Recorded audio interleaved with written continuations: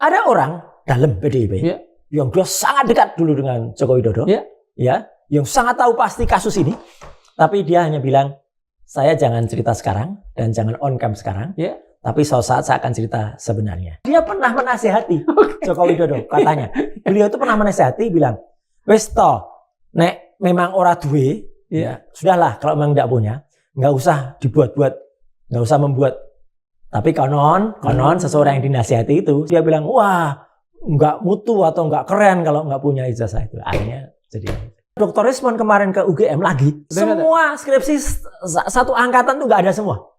Katanya disimpan di tempat khusus. Ada seorang politisi senior dari PDI Perjuangan, namanya Bitor Suryadi, Bambang Bitor Suryadi. Nah, dia menyebutkan itu ijazahnya dari Pasar Pramuka. Kami perlu hati-hati. Tidak menolak statement itu, tapi juga tidak langsung serta-merta kita percaya begitu saja. Soal better ini, apakah ia sukarela sendiri atau ada yang menunggangi lah kata? Yang jelas Pak Better itu masih sebagai orang yang dikenal di PDI Perjuangan.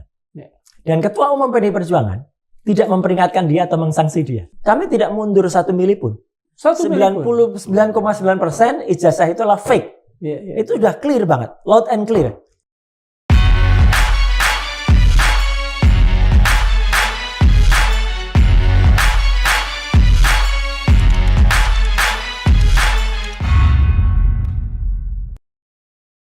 Bismillahirrahmanirrahim. Assalamualaikum warahmatullahi wabarakatuh. Sobat Madilog, saat ini tengah panas-panasnya kasus ijazah palsu, dugaan ijazah palsu Pak Jokowi. Kita melihatnya sudah menjadi semacam benang kusut yang tiap hari, semakin hari, bukan makin terurai dan membuat kita lebih jelas, tetapi justru memunculkan petak-petak puzzle baru yang membuat barangkali sebagian di antara kita bahkan makin bingung. Karena itu, di hadapan kita semua di dunia Madilog telah hadir, siapa lagi kalau bukan Mas Roy Suryo. Terima kasih sudah hadir bersama kami, Mas. Terima kasih juga. Saya dengar Mas tadi dipanggil ke Mapolda. Jadi hari ini ketika kita ngobrol ini, itu sebenarnya ada yang lucu kalau menurut saya. Ya, gini. Jadi hari ini tuh saya tidak henti-hentinya smartphone saya itu dikonfirmasi orang. Mas, kok belum hadir di Polda Metro Jaya gitu loh. Wartawan mungkin ya? Iya, wartawan. Wartawan ada juga. Wartawan yang sudah berada di Polda berada di Jaya dan ada juga TV yang mau nge-live ya. Ada juga yang mengundang saya. Pak, habis dari Polda mampir ya ke studio gitu karena kita mau Sebentar. Ada apa lagi nih gitu. Ada yang dipersulit apa lagi gitu. Menurut saya gitu. Karena apa? Kan sesuatu kalau bisa dibikin mudah, kan harusnya dibikin mudah kan. Betul. Jadi hari ini saya menerima kabar dan ternyata saya baca di salah satu situs media yang sangat terkenal ya, Detik bahwa Polda Metro Jaya memanggil Roy Suryo gitu dan kawan-kawan gitu. Jadi judul beritanya sih tidak persis begitu, tapi artinya adalah hari ini kira-kira kabarkan saya dipanggil karena istilahnya apa? Karena kemarin memang benar. Kemarin itu sebenarnya ada undangan dan ini sebenarnya bukan pemanggilan juga ya, undangan klarifikasi dari Polda Metro atas pelaporan bukan Pak Jokowi. Nah, ini yang menarik, tapi atas pelaporan dari orang lain ya gitu. Artinya ada 5 orang. 5 orang itu ada yang mengaku dia adalah kelompok Patriot Nusantara, ada Peradi berdua, bertiga, berempat gitu kan. Kan ada Peradi bersatu gitu katanya. Jadi aneh gitu loh. Orang-orang yang tidak punya legal standing, Mas, itu kemudian melaporkan dan kemudian diproses sama Polda Metro. Ini agak lucu. Itulah makanya alasan kuat saya kemarin sebenarnya saya sudah siap datang. Saya Dr. Rismon yang udah jauh-jauh datang dari Bali G, kemudian Dr. Tifa, kemudian beberapa yang lain ya, termasuk yang diundang kemarin, termasuk ada Bu Kurnia Triurani, kemudian ada juga Pak Egy, Mas Rustam, ya Pak Egy juga Sujana, semua diundang gitu. Jadi semua kayak ditebar jala gitu. Nah, tapi ketika kami siap, saya sampai bikin konferensi pers itu saya bilang, Mas, 11.000 triliun % saya siap, gitu. Tapi atas saran dari kuasa hukum, kuasa hukum mengatakan nggak usah. Itu cuman undangan klarifikasi satu. Yang kedua, para pelapornya itu tidak punya legal standing. Ini yang paling penting. Dia bukan keluarganya Pak Jokowi, bukan anak, bukan jadi tidak tepat mereka itu disebut yang terkena impak dari kasus ini. Dan pasal yang dilaporkan itu ditulis itu pasal 160. 160 itu penghasutan. Menghasut ya, dan ada juga pasal ITE-nya ada pasal 28 ayat 2 dan 28 ayat 3. Yang sering dikritik oleh Mas kan? Iya, dan 28 itu termasuk pasal SARA. Ya gitu. Ada apa dengan SARA lagi gitu loh. Jadi nggak ada SARA apapun gitu ya. Karena SARA-nya udah pindah ke Singapura. SARA Sehan. Iya, SARA Sehan udah pindah. Kemudian ada lagi pasal yang aneh ya, itu kemudian kayak mau dijaringkan. Tapi yang jelas di dalam undangan pertama itu tidak disebutkan siapa terlapornya. Kemudian tidak disebutkan di mana lokasinya, di mana disebutkan juga tembusnya. Karena lucu Mas, sebenarnya 5 pelapor ini itu sempat melapor awalnya di Bareskrim, ditolak. Ya, kemudian disarankan masuk ke Polres masing-masing. Jadi ada yang melapornya tuh Polres Depok, ada yang di Jakarta Selatan, ada yang Jakarta Pusat. Kemudian itu digabung oleh Polda Metro Jaya dalam satu laporan.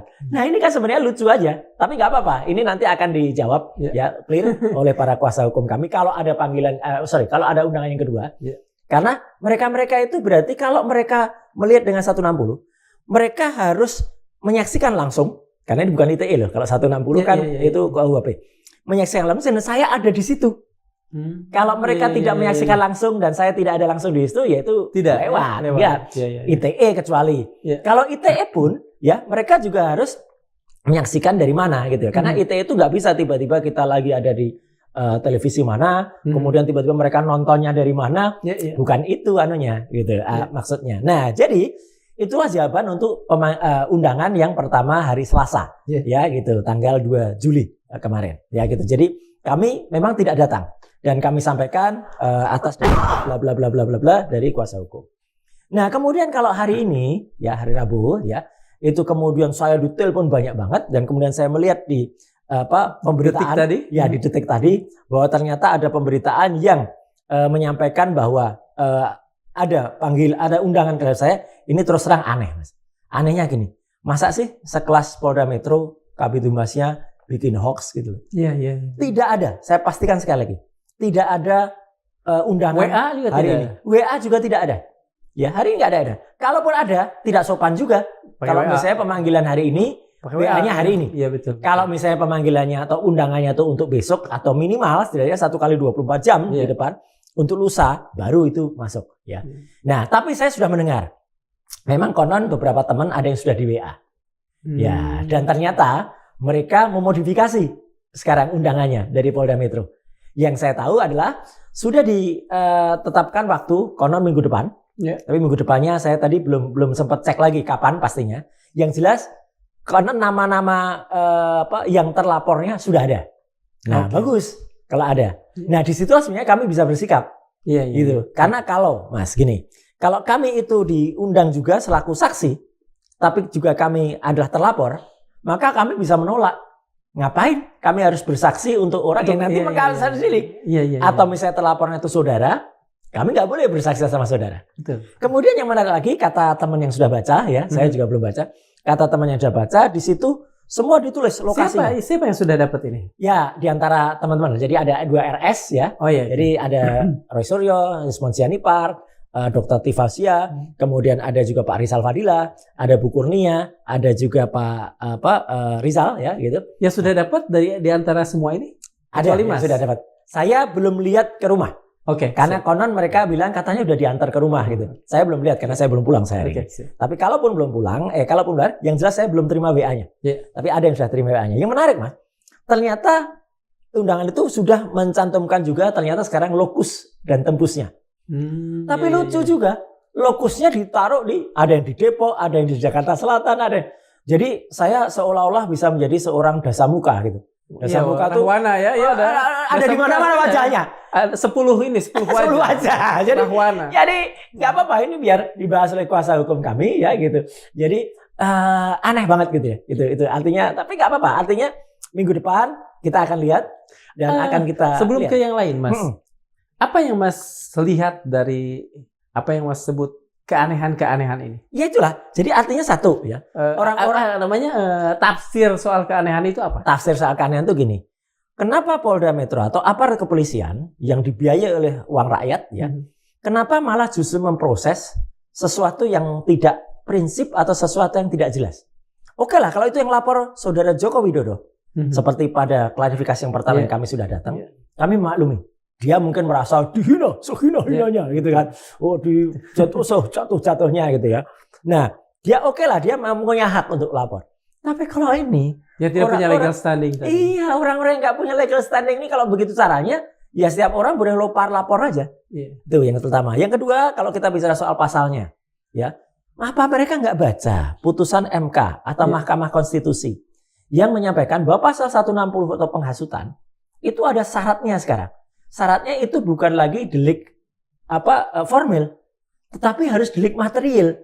Jadi artinya harus ada faktanya.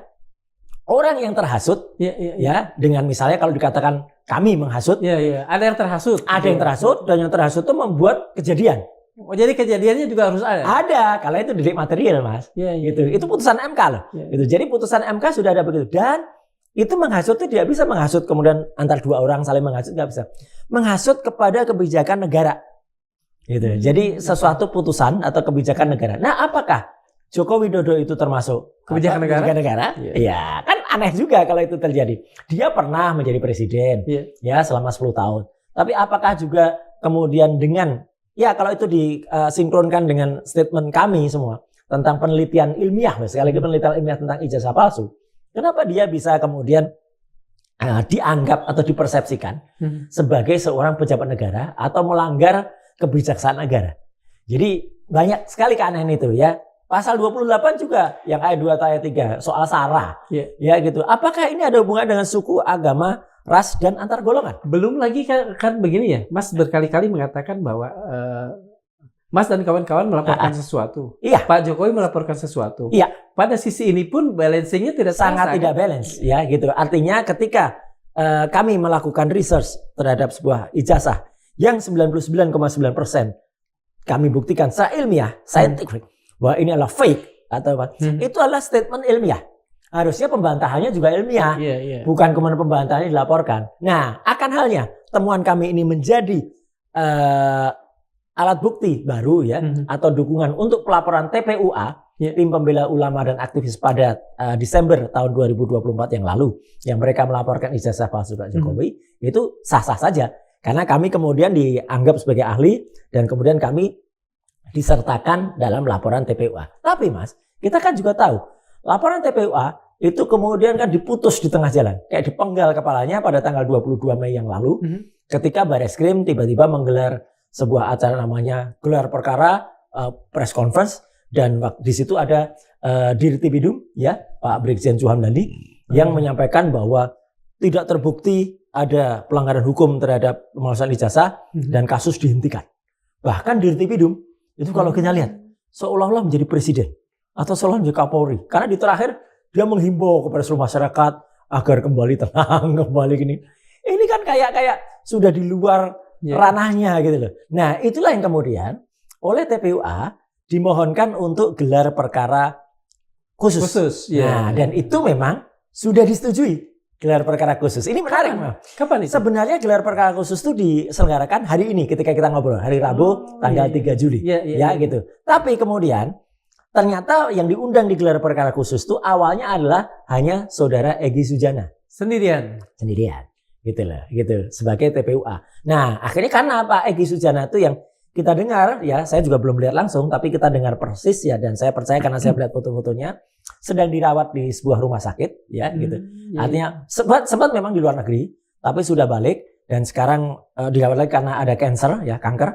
Ya, kemudian ya mungkin beliau akan diwakilkan dan sekaligus TPUA melihat kalau yang namanya gelar perkara itu bisa juga disaksikan oleh sesuai dengan janji Kapolri kemarin. Akan dibuat gelar perkara khusus secara terbuka. Siapapun yang kedua belah pihak boleh datang, boleh membawa ahli dari pihak sini, boleh membawa ahli dari pihak sana. Nah itu yang kita tagih janjinya. Makanya kemarin ketika TPUA itu pada hari Selasa tanggal 2 Juli itu mendapatkan surat undangan untuk gelar perkara, langsung dibalas oleh TPUA ya bahwa ingin hadir bersama dengan mengajak saya, Dr. Resmond, selaku ahli. Ya. Okay. Dan kami diminta untuk standby. Makanya kami siap betul sebenarnya hari ini. Dan tidak terjadi ya hari ini? Nah, mendadak memang keluar semalam jawaban bahwa gelar perkara hari ini, hari Rabu itu ditunda sampai hari Rabu. Tanggal 9 Juli ya kan untuk persiapan yang lebih baik. Saya kira itu bagus kalau memang benar. Tapi sebenarnya kami juga butuh bukan kami. Ya saya juga butuh kepastian ya selaku ahli yang akan dihadirkan. Apakah memang betul nanti boleh kami hadir ya atau di dalam undangan harus ada kejelasannya. Artinya menghadirkan siapa saja. Jangan sampai nanti tiba-tiba yang boleh masuk ke ruangan gelar perkara itu hanya saudara Egy Sujana, yang lain nggak boleh masuk. Atau kami sudah jauh-jauh datang, ternyata nggak boleh masuk. Ini soalnya peristiwa mirip itu terjadi, Mas. Pada tanggal 15 April 2025 yang lalu di Universitas Gadjah Mada. Waktu itu ketika saya, Dr. Resmond, dan Dr. Tifa yang ketemu pertama kalinya. Betul. Waktu itu kan pernah saya ceritakan bahwa kami sebenarnya bukan bagian dari TPUA, tapi karena nama kami disebut-sebut, bertiga boleh masuk. Tapi justru sebenarnya di situ ada Profesor Amin Rais, ada kemudian Pak Sukri Fadoli yang tokoh dari TPO Jogja nggak boleh masuk. Nah ini kok agak mirip-mirip ya. Tapi oke lah, kita husnuzon saja. Kita berpraduga baik saja terhadap Mabes Polri. Paling tidak kan kemarin dikatakan bahwa boleh kedua pihak datang. Ya, Kapolri mengatakan begitu. Tapi kan tidak bisa hanya lesan. Jadi harus tersurat.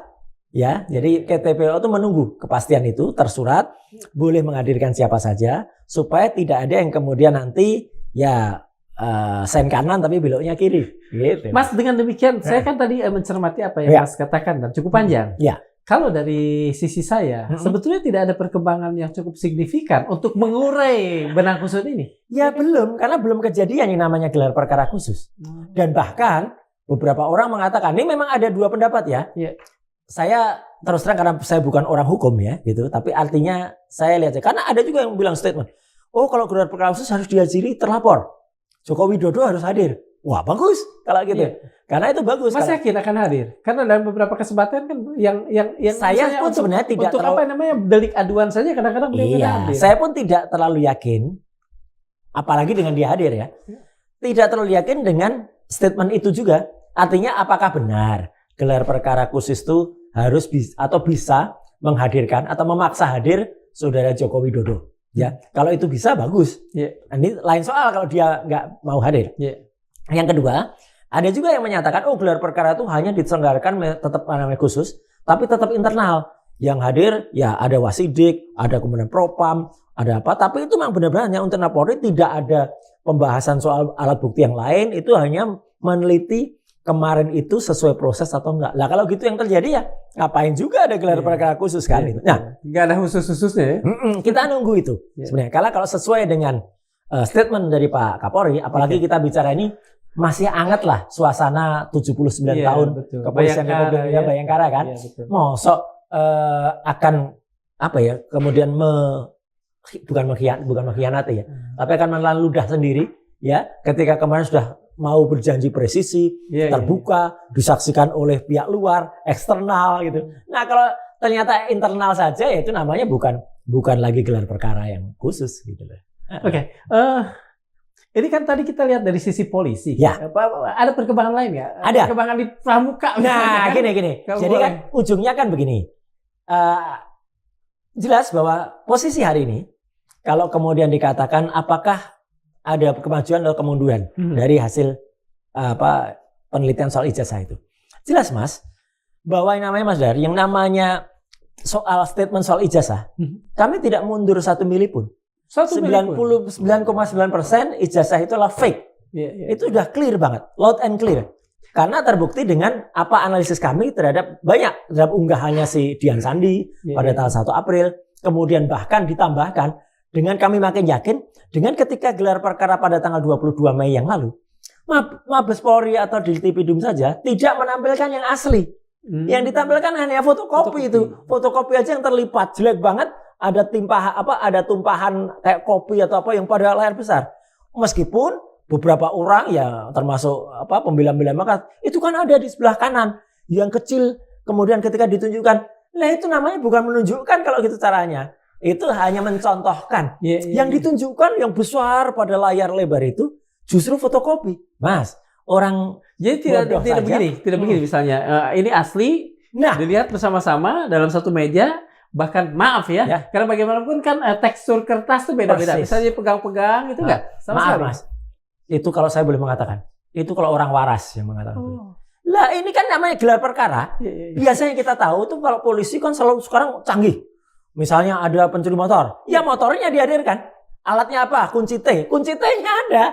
Atau misalnya nanti gelar perkara misalnya terhadap stafnya Bobby di Medan itu siapa namanya? Ya itu yang harus kena. Ya, kemudian ternyata ditemukan senpi. Ya senpinya ada di situ. Bukan fotonya senpi. Apalagi fotokopinya senpi. Yang ada di belakang itu kan fotokopi. Kita ingat ketika Kejaksaan Agung harus uang ya, uangnya saja ditunjukkan. Betul, kan? Bukan sekedar foto ini uang. Narkobanya ditunjukkan. Lah ini kan aneh. Tidak ada satupun dari konon itu barang bukti 30 sekian item yang ditunjukkan pada saat gelar perkara itu. Nggak ada satupun. Ya, apakah itu lembar registrasi, surat bukti sudah KKN, skripsi, bahkan minimal ijazahnya. Kalau ijazahnya waktu itu dipegang oleh Pak Dirtipidum, ya, ditunjukkan blek itu pasti akan sudah mengurangi minimal itu akan menambah kepercayaan kita. Apalagi kalau waktu awal dulu, kembali ke statement awal tadi. Kalau saja Joko Widodo itu mau membuat mudah, tidak ingin buat susah, ya tunjukkan saja dari awal. Karena dia tidak menunjukkan dan membuat susah, ini satu negara ya. Oke, tentang perkembangan yang terjadi yang melibatkan pasar pramuka itu. Apakah itu membuat Anda dan teman-teman optimistis? Ada hal-hal yang substantif nggak dari pertemuan? Ada, banyak itu? Sebenarnya banyak. Jadi gini, yang jelas saya tadi mengawali dengan statement kalau sudah masuk pasar pramuka tidak mengurangi kami 1 milimeter pun. Oh ya betul. Apalagi ditambah dengan kami sudah melihat dan itu disaksikan secara resmi oleh UGM skripsi yang ada. Perkara sekalian skripsinya entah disembunyikan di mana itu lain soal. Ya, tapi karena indikasi itu ada. Ketika Dr. Resmond kemarin ke UGM lagi, semua skripsi satu angkatan itu nggak ada semua. Katanya disimpan di tempat khusus. Demikian juga harian kedaulatan rakyat di Jogja. Pada bulan itu, ya. Pada bulan apa tuh? Pada bulan Juli, 18 Juli. Maru itu ya. Dulu belum Sepen Maru, dulu masih PP1, proyek perintis 1. Bulan Juli, tanggalnya 18 Juli tahun 1980. Pengumuman itu kalau pengumumannya. Itu sekarang bendel harian KR di Jogja. Selama 3 bulan atau bahkan 2 bendel ya. Jadi Juli, Agustus, September dan berikutnya itu nggak ada semua sekarang. Di perpustakaan wilayah. Katanya itu hanya KR yang memuat itu. Sementara yang diketahui baru KR. Tapi nanti nggak apa-apa Mas. Kalau nggak salah kan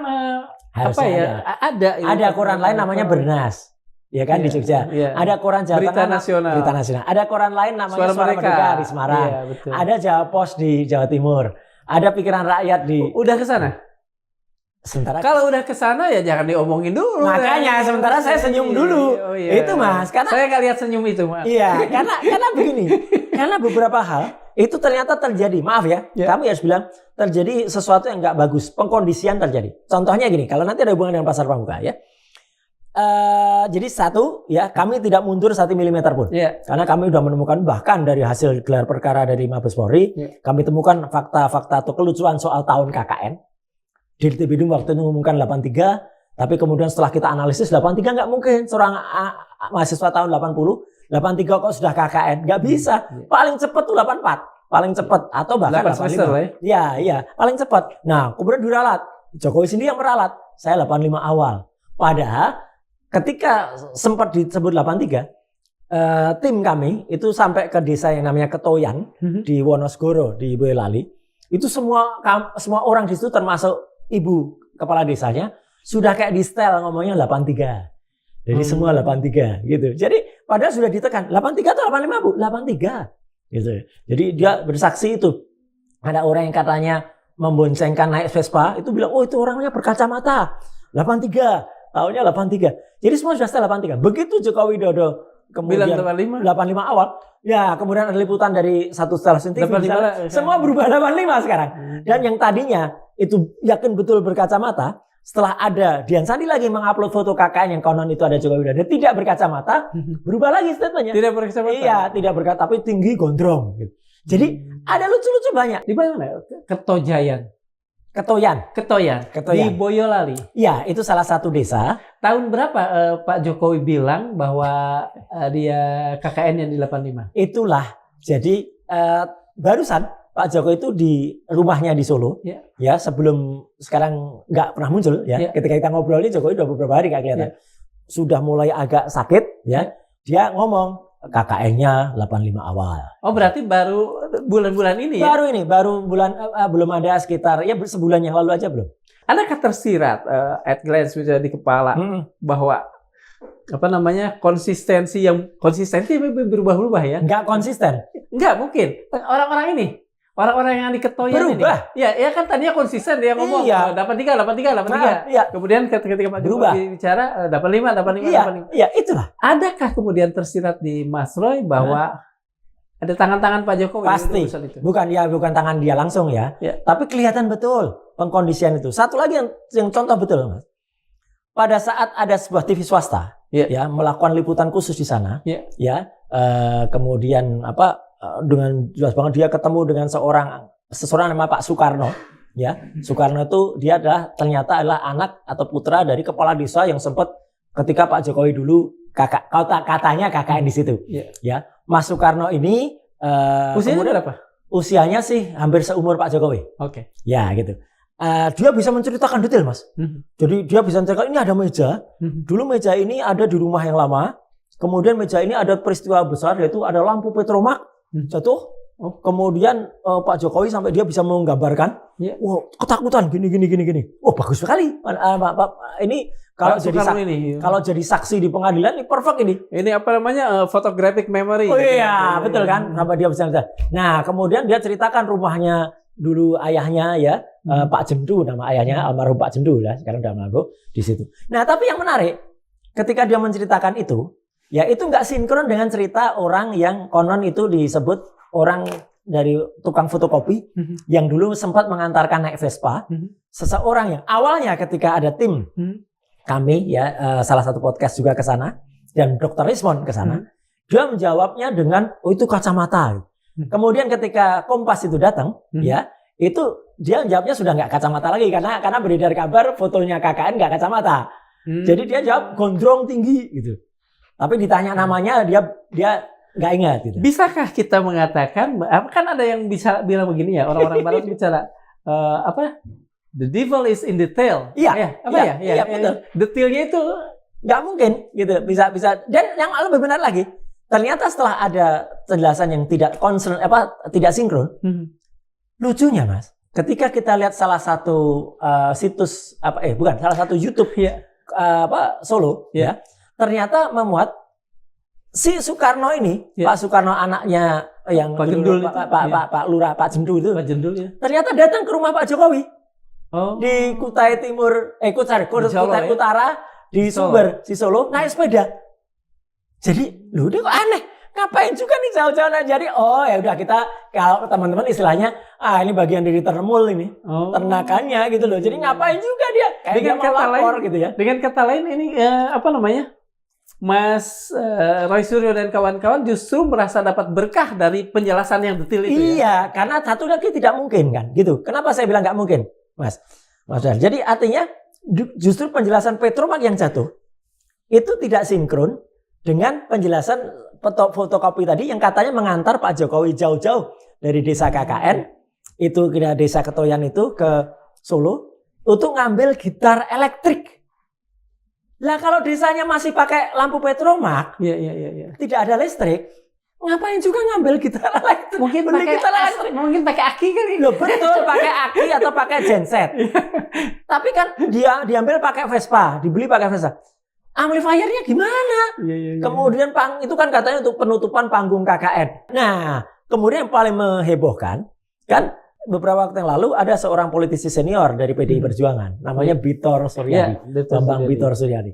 Nah, dia menyebutkan itu ijazahnya dari Pasar Pramuka. Dan dia menyebutkan beberapa nama kan, meskipun dia ini sebetulnya kan menguatkan teman-teman. Ya? Iya. Tapi sebenarnya gini, kami pun sebenarnya perlu hati-hati. Hati-hatinya gini, kami ya sama seperti jawaban Andi Wijayanto, jawaban dari Pak Pras ya.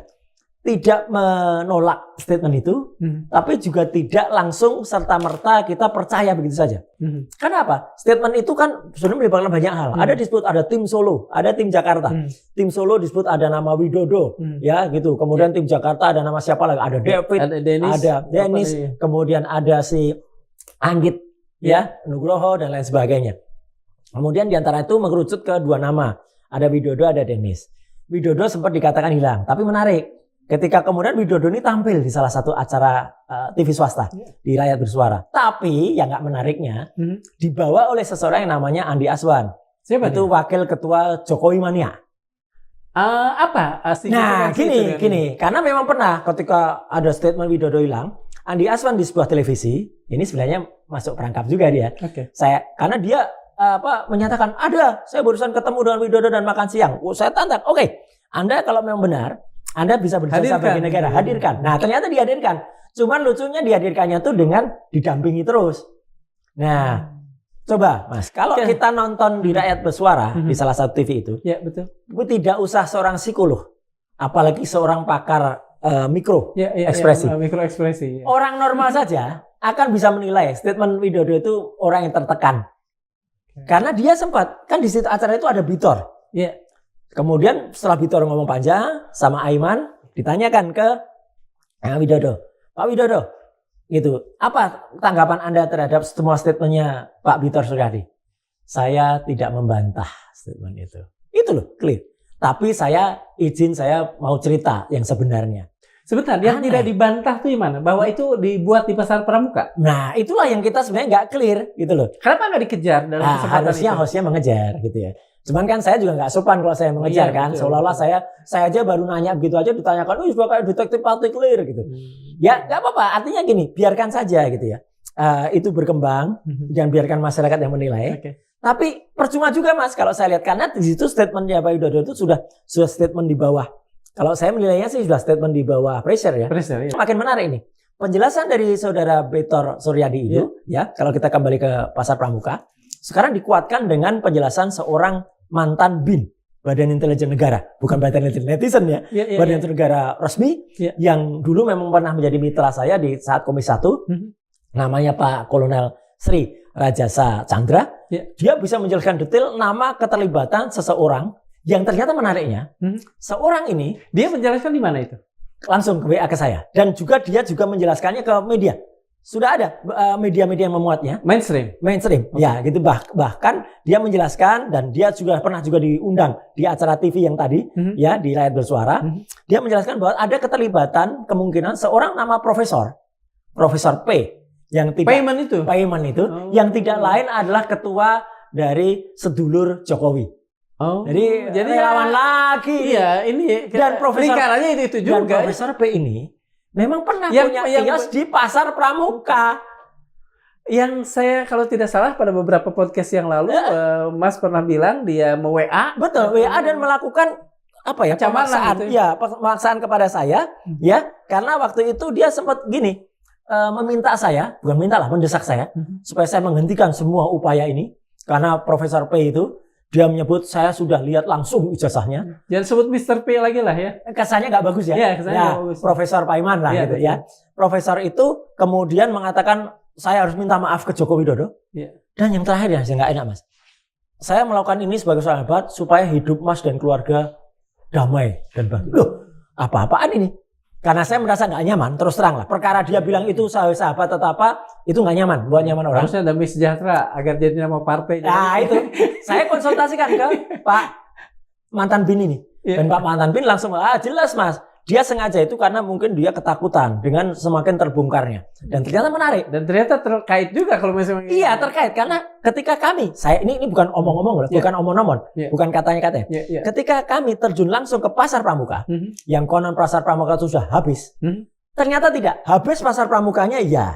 Dan itu mereka sepakat, orang di sana bilang, itu kayaknya bukan terbakar loh Pak, tapi ada pembiaran supaya dibakar gitu atau apalah gitu. Karena lucu Mas, Pasar Pojok Pramuka itu terbakarnya jam 5 pagi atau setengah 5, hanya berjarak sekitar 100 meter dari Polsek Matraman. Ya. Deket ya, deket banget. Kemudian hanya berjarak 300 meter dari kantor pemadam kebakaran, ya. dan sangat dekat dengan pom bensin.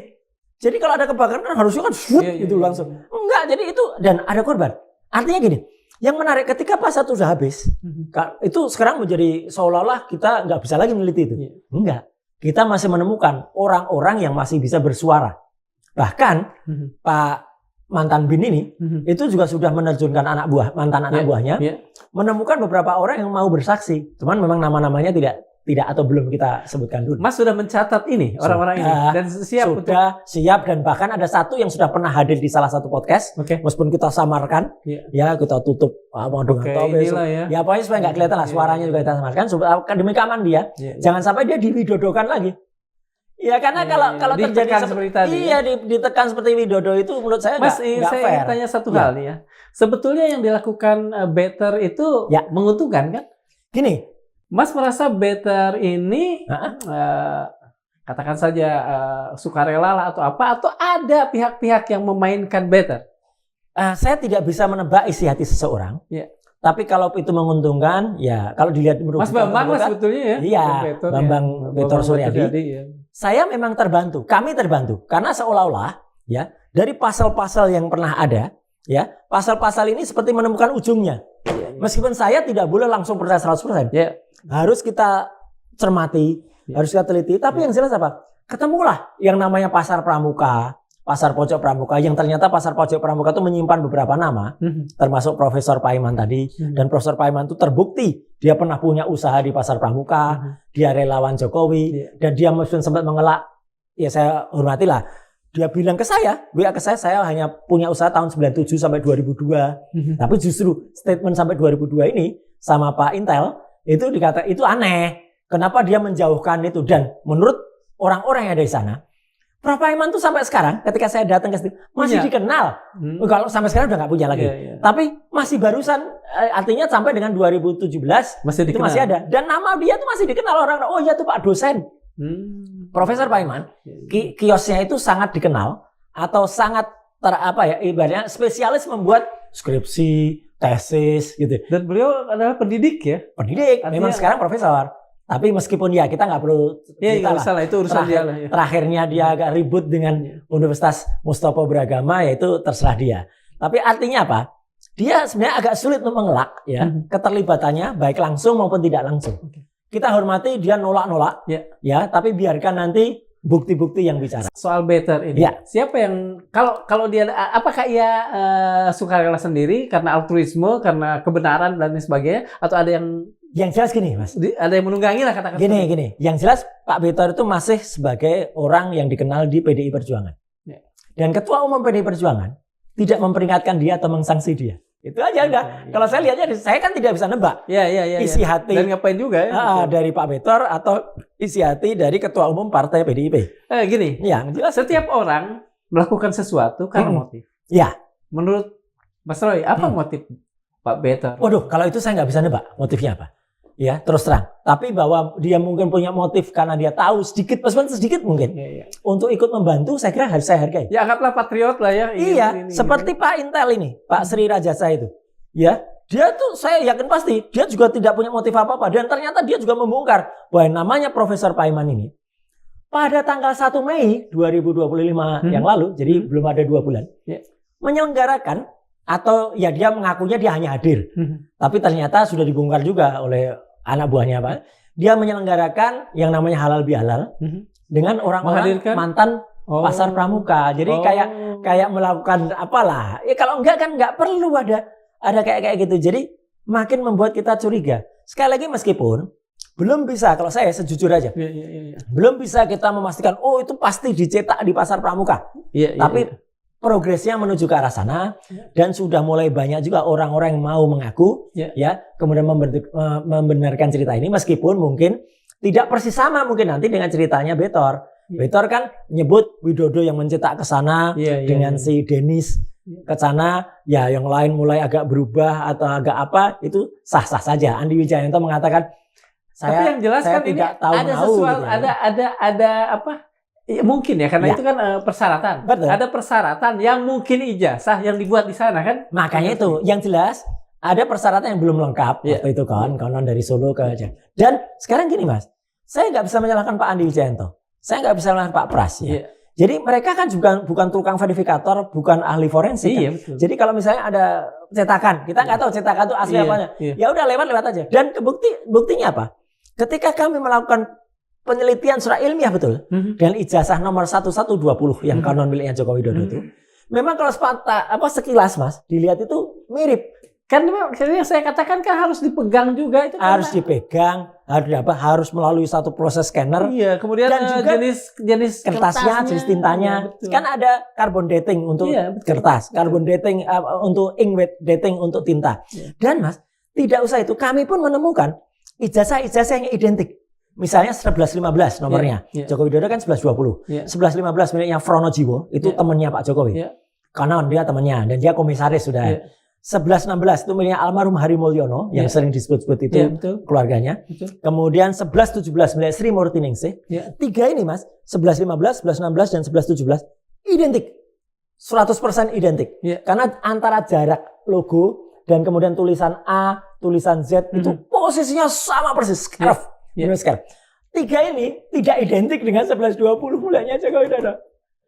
Itu sudah adekuat penemuannya dan Bareskrim tidak bisa menunjukkan ini Mas. Bareskrim itu kan hanya menunjukkan ijazah milik Joko Widodo identik hanya gitu aja. Dengan kata lain sebetulnya lebih saintifik Mas dan kawan-kawan dibandingkan Bareskrim. Saya harus mengatakan demikian karena kami itu punya pembanding, maksudnya kita bisa menunjukkan pembandingnya. Iya. Pada saat Bareskrim mengumpulkan itu hanya naratif. Narasi hanya mengatakan satu ijazah yang nggak ditunjukkan, pembandingnya juga nggak ditunjukkan. Boleh nggak? Ini kembali ke soal motivasi better. Ya. Nakal lah kita boleh kan? Boleh. Apakah karena urusan dendam PDIP terhadap Pak Jokowi sehingga ya tadi Mas sendiri mengatakan bahwa tidak ada sanksi yang dilakukan oleh. Kalau saya boleh nakal, PDIP kurang. Harus lebih dari itu ya? Iya, PDIP jelas tahu persis lah. Dan ini nggak apa-apa, ini saya bicarakan sih. Ada orang dalam PDIP yang dia sangat dekat dulu dengan Joko Widodo, yang sangat tahu pasti kasus ini, tapi dia hanya bilang saya jangan cerita sekarang dan jangan on cam sekarang, tapi suatu saat saya akan cerita sebenarnya. Kapan itu? Nah itu, tapi orangnya pun ya nanti jangan deh ditebak. Tapi saya suka dengan orang optimistis bahwa hidupnya akan lama seperti itu. Iya, kita kan sendiri karena tahu 5 menit yang akan datang. Karena dia pernah menasihati Joko Widodo katanya. Beliau itu pernah menasihati bilang, wes toh, nek memang ora duwe, ya sudahlah kalau memang tidak punya, nggak usah dibuat-buat, nggak usah membuat. Tapi konon seseorang yang dinasihati itu, siapapun dia belum tentu Jokowi, siapa tahu ada orang lain, dia nasihat itu dia bilang, wah nggak mutu atau nggak keren kalau nggak punya ijazah itu. Akhirnya jadi kita tunggu nanti orang itu. Gitu lah. Itu. Jadi artinya gini, ada banyak lah dinding-dinding yang masih bisa bersuara. Hanya masalahnya dindingnya masih takut sekarang itu. Karena seperti di pasar pramuka, Mas. Tidak semua juga kalau kita tidak bisa punya naluri intelijen. Saya kebetulan dulu juga pernah membantu salah satu media gitu ya. Jadi kita punya, dan kami mendapatkan narsum itu dan clear banget gitu loh. Ada narsum yang bisa cerita, oh ya dulu di pasar pramuka itu memang tempat mencetak gini. Bahkan kolonel ini memastikan di pasar pramuka itu kita bikin visa Amerika aja tembus. Kan dahsyat. Ya kan, dan ada spesialis bikin surat kesehatan, ada spesialis bikin. Nah, Pak Profesor P ini spesialis bikin yang bidang pendidikan. Makanya dia disebut dosen. Dan yang paling menarik lagi, nama profesor itu masih terdengar dengan sebut Pak dosen. Dan ini memang tidak semua orang bisa mengungkap ini, Mas. Contohnya apa? Ada seorang YouTuber juga yang sering nantang-nantang saya juga gitu. Katanya lulusan UGM juga dia. Nantang-nantang terus bikin liputan di situ. Lucu, Mas. Dia bikin liputan, lihat ini pasar pramuka. Ya, sudah nggak ada apa-apa, sudah habis. Bahkan kios-kiosnya pun sudah habis. Coba kita lihat ke dalam. Kalau dia naik kan. Setelah dia naik di dalam, ternyata masih ada kiosnya. Jadi sebelum apa-apa dia udah ngomong duluan. Dan konyolnya itu nggak live loh dia. Kalau dia live kan bisa kalau dia nggak live kan bisa diedit. Iya betul. Dan dia juga nyebut-nyebut saya. Oh ini Rasulullah kemarin pernah datang ke sini, tapi udah didubbing segala. Ya udah parah lah. Banyak sih anggota YouTuber ceboker Nusantara itu ya kan tukang-tukang cebok itu, ya kan itu, dan bahkan ini nggak sopan loh. Mereka kemarin datang ya ke Jakarta, desak-desak Polda Metro, gitu, untuk mempercepat kasusnya. Apa haknya mereka? Dan kotornya mereka bikin konferensi pers di Polda Metro, konferensi pers katanya, tapi ternyata nggak ada persnya.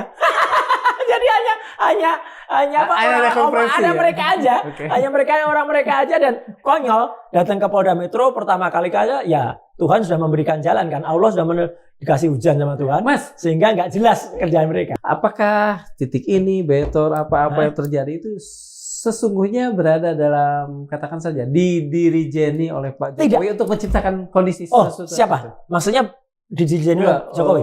Iya. Iya, kalau kelompok termulnya, ternaknya dia pasti didirijeni.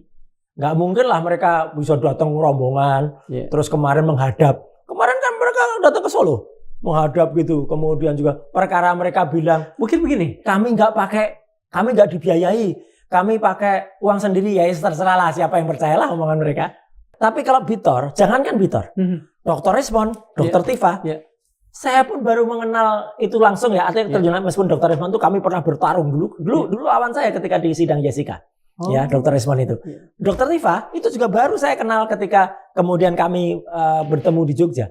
Kami apalagi dengan Pak Bitor, saya juga baru ketemu Pak Bitor itu beberapa waktu yang lalu. Dengan kolonel itu saya memang sudah tapi kan ya kita nggak ada pemufakatan jahat.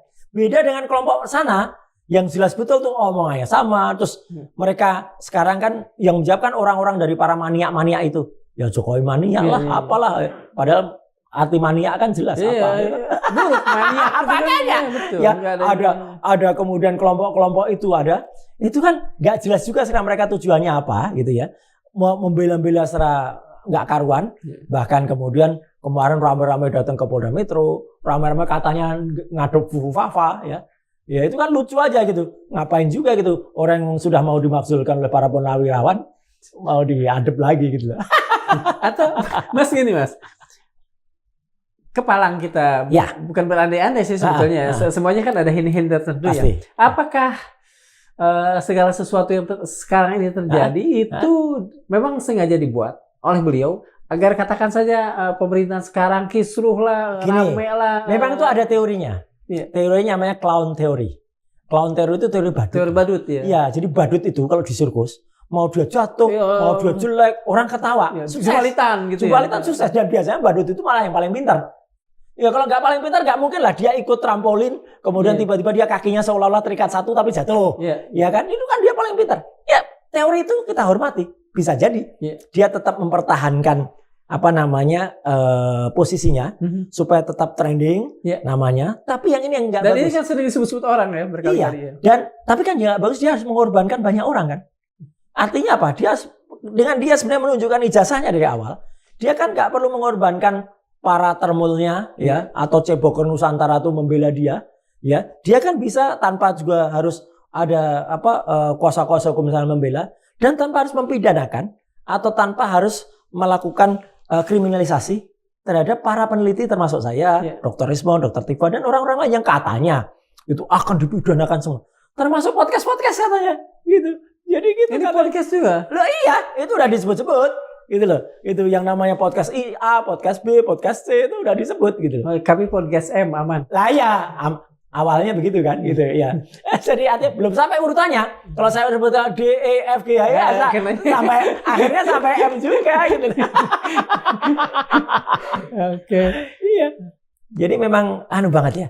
Artinya Mas ini menarik ya. Ya. Kita juga kan tidak bisa melepaskan satu institusi yang apalagi sekarang dalam hari Bayangkara gitu. Kenapa ya misalnya institusi ini kemudian tidak mencoba untuk Setuju. Mengurai ini menjadi lebih jelas. Harusnya Kepolisian Republik Indonesia kalau sesuai dengan janjinya Pak Kapolri, Pak Listio Sigit Prabowo beberapa waktu lalu kan mengatakan akan semakin presisi. Kita akan lah kalau presisi ngapain juga satu masih melayani pengaduan orang-orang dengan legal standing nggak jelas ini. Ya, ngapain repot-repot ke situ? Atau ada ini di atas lurus, langit ada langit. Enggak, di atas lurus, di bawah misalnya kena masuk angin. Mungkin, tapi yang jelas gini, harusnya enggak ini objektif aja. Statement kayak orang kayak Pak Bitor Suryadi. Saya sudah bilang, Pak, hati-hati loh, nanti statement Bapak itu bisa dipolisikan. Enggak apa-apa. Saya siap dipolisikan. Nah, harusnya orang kayak Bitor Suryadi kejar. Kan ada pengakuan yang menarik. Widodo dikejar. Dan saya yakin Widodo di depan polisi nanti akan jujur dia. Nggak usah jauh-jauh kayak Pak Kasmujo aja deh. Akhirnya kan beliau akan jujur banget gitu ya. Tuh, kemudian ada orang-orang kayak yang tadi disebut, ya siapa Andi Wijayanto, apa yang disebut itu. Bahkan termasuk Profesor Paiman tadi, ya itu harus dihadirkan. Termasuk Pak Kolonel, itu mau, saya siap bersaksi Mas. Itu bahkan saya akan membawa orang-orang yang siap bersaksi atas keberadaan Profesor Paiman, Pasar Pramuka. Yang sebetulnya kan lebih ironis lagi, mereka itu sudah ngomong di publik. Betul. Jadi kan harusnya diambil. Kan itu kan statement yang terbuka kan publik. Jadi artinya kan bisa diambil, kemudian dikonstruksikan, bahkan tidak malah melayani orang-orang yang nggak punya kejelasan. Gitu. Pak Victor dia punya legal standing karena dia orang PDI Perjuangan. PDI Perjuangan adalah partai yang dulu ngangkat dorong-dorong Pak Jokowi gitu loh. Bahkan nanti mungkin ada nama orang-orang lain yang bisa membantu, bagus. Tapi kan seolah-olah kayak ini ada novum ya. Kalau sampai itu sebagai novum atau temuan baru. Ya, atau itu petunjuk diabaikan, kayak ditutup-tutupi. Bahkan yang paling menarik juga gini, Mas. Saya baru dengar kemarin dari teman-teman TPUA. Ketika TPUA itu, Tim Pembela Ulama dan Aktivis melaporkan Jokowi, itu yang diperiksa tidak langsung kemudian bukti-buktinya apa enggak. Tapi TPUA itu diselidiki dulu. TPUA-nya, iya, terdaftar di AHU enggak? Kemudian ini akte pendiriannya ada enggak gitu. Jadi loh ini gimana sih gitu, kok malah kayak makanya kita enggak heran. Tiba-tiba di Barreskrim itu dihentikan. Dihentikannya juga menurut saya, ya menurut teman-teman TPUA sih aneh karena belum sampai ke penyidikan. Udah dihentikan. Jadi masih penyelidikan. Kalau sampai di penyidikan bisa di pra-peradilan kan. Mas Hojin kemarin bilang bahwa penghentian itu tuh hanya bisa dilakukan setelah penyelidikan. Betul. Itu kan belum, baru pada level Dumas. Ya kan? Pengaduan masyarakat. Masih jauh sampai penyidikan. Itu belum baru sampai itu supaya nggak bisa dilakukan. Makanya Pak Kosinudin kan juga akhirnya mereka mengusulkan untuk gelar perkara khusus. Tapi apakah gelar perkara khusus itu akan di Rabu depan itu ya. Tapi yang jelas juga gini Mas, ada satu yang sering sekali ditanyakan orang. Mas, kenapa sih Anda Pak Rismon dan Anu tuh iseng banget gitu loh menyelidiki Joko Widodo? Kenapa presiden-presiden yang lain enggak gitu loh? Karena yang lain udah jelas Mas. Enggak usah jauh-jauh, Ibu Mega saja. Itu saya salut dengan kejujurannya. Beliau pernah loh kuliah di Unpad. Di tapi enggak selesai, ya kan? Fakultas Pertanian. Akhirnya dipakai ijazah SMA aja.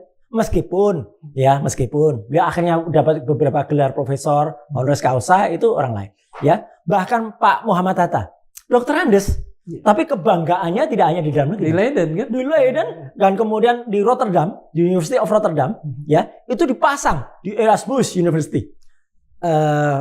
Prasasti ijazahnya Pak Muhammad Hatta. Bung Karno jelas. Itu di ITB, Bandung, Bandung THS, Technische Hochschule Bandung, ya. Jelas itu ITB. Pak SBY apalagi lah gitu. MIT juga kan? Apa itu? Bandung Institute Teknologi. Nah, tapi kemudian saya tanya, jangan-jangan nanti anaknya juga gitu ya. Kalau itu dikatakan. Loh, kenapa tidak? Saya bilang gitu. Kalau memang bapaknya bermasalah, kata orang Jawa kan buah mongso ninggal no lanjaran. Orang sudah punya. Apa Teng itu? Manuk Teng anak meraku kunjungan. Itu sama. Nah, jadi siapa tahu? Saya hanya bilang siapa tahu, ya. Tapi memang kayaknya bukan siapa tahu lagi. Sudah banyak yang membongkar ini. Kalau anaknya yang sekarang masih menjabat, itu ternyata juga punya track record yang hampir sama, nggak jelas juga ijazahnya. Jadi kalau Mas, nah ini biasanya saya kalau di Madilog juga buka baju kan. Nah, gitu. jadi ini tren, ya gitu. Kalau saja sampai orang-orang ini harus kemudian, harus mengalami pembongkaran. Harus salah dong Mas. Berdiri nggak apa-apa, agar kelihatan. Gini. Nah, jadi inilah yang namanya, dinasti. Nah, dinasti Mas. Jadi kenapa mereka? Mereka pejabat publik. Ya kan? Jelas ini pejabat publik, ya. Ya, dia pejabat publik. Ya, ini belum. Ya, masih ketua partai. Tapi kan potensial. Sempat ada kasus dia nebeng pesawat waktu itu. Dan saya bongkar itu belum. Ini jelas juga kan? Ya ini kan sekarang lagi di tepi jurang ini. Ya kan? Anak buahnya lagi diusut-usut. Nah, tapi sekarang gini. Mereka pejabat publik itu harus mau yang namanya dibongkar track recordnya. Itu LHKPN-nya juga. Bahkan mungkin status sekolahnya. Kenapa? Karena mereka ini menggunakan uang rakyat, Mas. Betul. Dan kalau sekarang, lagi-lagi Mas, gini.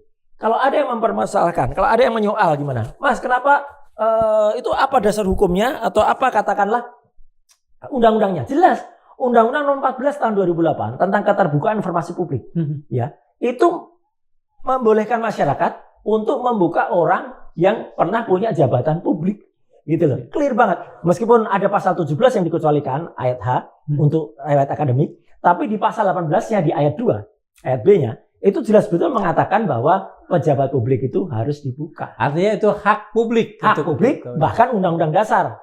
Nah, sebentar, di satu sisi kan hak itu selalu berdampingan dengan kewajiban. Betul. Kalau itu menjadi hak publik, justru di sisi lain menjadi kewajiban seseorang untuk membuka secara... Persis. Jadi aneh sekali, lagi-lagi aneh, Mas.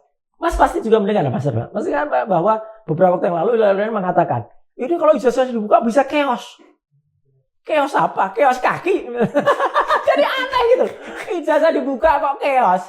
Ijazah itu kalau palsu ya chaos. Tapi kalau asli, aduh, damai. Ada yang bilang kalau ijazahnya Pak Jokowi dibuka, itu nanti chaos. Karena setiap orang nanti akan ditanya, ijazahnya apa? Ayo buka ijazahnya. Ya enggak lah, itu enggak lah. Kalau dia private, dia bukan pejabat publik, ya nggak perlu. Tapi kalau pejabat publik, ya memang harus dibuka. Itu adalah clear. Jadi memang persoalan ini, Mas, gitu. Mungkin memang kalau orang mengatakan masih panjang ya, Mas ya. Ya, sepanjang orang itu belum punya kejujuran dan belum punya kenegarawanan, ya dia akan tetap. Kalau masih panjang, titik perjuangannya sampai kapan? Kalau saya sih sepele ya. Bahkan ada katakan gini, Mas, apakah nanti kalau misalnya terbukti dia bersalah ijazah palsu, apakah Mas akan terus mempidanakan? Enggak, Mas. Saya tuh kami juga tidak punya pretensi untuk mempidanakan seseorang. Enggak. Ngapain juga? Saya termasuk yang merancang, membangun, dan kalian mengawasi Undang-Undang ITE dan keterbukaan informasi publik. Tapi tidak ada niat kami menggunakan pasal-pasal pemidanaan di situ. Banyak, Mas. WA-nya Prof. Paiman tadi. Bisa dipidanakan? Bisa dipidanakan. Orang yang kemudian memaki-maki saya. Ada YouTuber yang ceboker Nusantara itu. Wah, mulutnya kasar banget. Dan mereka juga menghina Pak Prabowo di mana-mana. Ya, itu clear banget, ada buktinya. Bisa saja kita laporkan. Tapi kan nggak perlu. Atau dulu ada ketika kasus. Atau gini, atau mau coba-coba nggak? Ketika misalnya orang-orang yang tidak punya legal standing ini melaporkan dan kemudian ditindaklanjuti, ya coba juga mungkin. Agar ya paling tidak membuat negeri ini makin ramai nggak jelas. Nah mungkin mereka kan pasti ada itulah makanya Mas mungkin pernah dengar ya. Dialog ini pungan pernah dengar ada tuduhan dari seorang yang selalu pakai sorban itu ya yang dia ngabalin. Nah, dia nuduh saya dibiayai bohir tertentu. Saya tantang dia.